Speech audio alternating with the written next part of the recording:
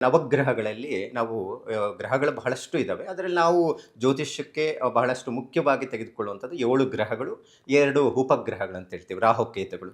So ಇದು ರಾಹುಕೇತುಗಳು ಒಂದು ನೆರಳಿನ ಆಕಾರದಲ್ಲಿ ಪ್ರಭಾವ ಬೀಳುವಂಥದ್ದು ಇರುತ್ತೆ. ಇದ್ರೆ ವೈಜ್ಞಾನಿಕವಾಗಿ ವಿಜ್ಞಾನಿಗಳು ಒಪ್ಕೊಳ್ಳೋಕೆ ರೆಡಿ ಇರೋದಿಲ್ಲ. ಆದರೆ ಜ್ಯೋತಿಷ್ಯದ ಪ್ರಕಾರ ರಾಹುಕೇತುಗಳ ಪ್ರಭಾವದಿಂದನೇ ಗ್ರಹಣ ಸಂಭವಿಸೋದು, ಗ್ರಹಣದಿಂದ ಆಗುವಂಥ ಸಮಸ್ಯೆಗಳು ಇವೆಲ್ಲವನ್ನ ನಾವು ನೋಡ್ತೀವಿ.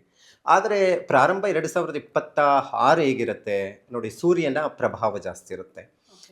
ಯಾಕಂತ ಹೇಳಿದ್ರೆ ಒಂದೊಂದು ರಾಶಿಗೂ ಒಂದೊಂದು ಫಲಗಳನ್ನು ಕೊಡುವಂಥದ್ದು. ಸೂರ್ಯ ಪಿತೃಕಾರಕ ಅಂತ ಹೇಳ್ತೀವಿ, ಆತ್ಮಕಾರಕ ಅಂತ ಹೇಳ್ತೀವಿ, ಆರೋಗ್ಯಕಾರಕ ಅಂತ ಹೇಳ್ತೀವಿ. ಈ ವರ್ಷ 2026 ಒಂದಷ್ಟು ಸೂರ್ಯನ ಪ್ರಭಾವದಿಂದ ಒಂದಷ್ಟು ಆರೋಗ್ಯದ ವಿಚಾರದಲ್ಲಿ ಒಳ್ಳೆಯ ಫಲಗಳನ್ನು ನಿರೀಕ್ಷೆಯನ್ನು ಮಾಡಬಹುದು. ಮತ್ತು ತಂದೆ ಮಕ್ಕಳ ನಡುವೆ ಬಾಂಧವ್ಯತೆ ವಿಚಾರದಲ್ಲಿ ಆಗಬಹುದು, ಆರೋಗ್ಯದ ವಿಚಾರದಲ್ಲಿ ಹೇಗೆ ನಮಗೆ ಫಲಗಳು ಕೊಡುತ್ತಾ ಪಿತೃಗಳ ದೋಷಗಳನ್ನು ತೋರಿಸುವಂಥದ್ದು ಪಿತೃಕಾರಕ ಆಗಿರ್ತಾನೆ.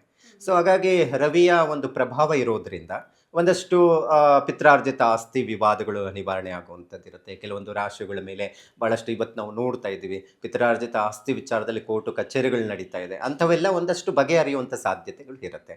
ಅದರಲ್ಲಿ ಈಗ ಪ್ರಮುಖವಾಗಿರುವಂಥದ್ದು ಅಂತ ಹೇಳಿದ್ರೆ ಒಂದಷ್ಟು ಫಲಗಳು ಕೊಡುವಂಥ ರಾಶಿಗಳು ಯಾವುದು ಅಂತ ನಾವು ನೋಡೋಣ.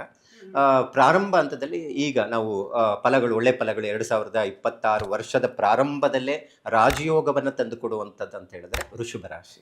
ಓಕೆ. ಈಗ ವೃಷಭ ರಾಶಿಯವರಿಗೆ ದ್ವಿತೀಯ ಸ್ಥಾನದಲ್ಲಿ ಗುರು ಇದ್ದಾನೆ. ದ್ವಿತೀಯ ಸ್ಥಾನ ಅಂದರೆ ಧನಸ್ಥಾನ ಅಂತ ಹೇಳ್ತೀವಿ. ಯಾವಾಗಲೂ ಅಷ್ಟು ದುಡ್ಡಿನ ವಿಚಾರದಲ್ಲಿ ಆಗ್ಬೋದು, ಕುಟುಂಬದ ನೆಮ್ಮದಿ ವಿಚಾರದಲ್ಲಿ ಇವೆಲ್ಲವನ್ನ ವೃಷಭ ರಾಶಿಯವರ ನಿರೀಕ್ಷೆಯನ್ನು ಮಾಡಿರುವಂಥದ್ದು ಏನಿರುತ್ತೆ ಅದಕ್ಕೆ ಉತ್ತಮವಾದಂಥ ಫಲಗಳು ಕೊಡುವಂಥದ್ದು ಇರುತ್ತೆ.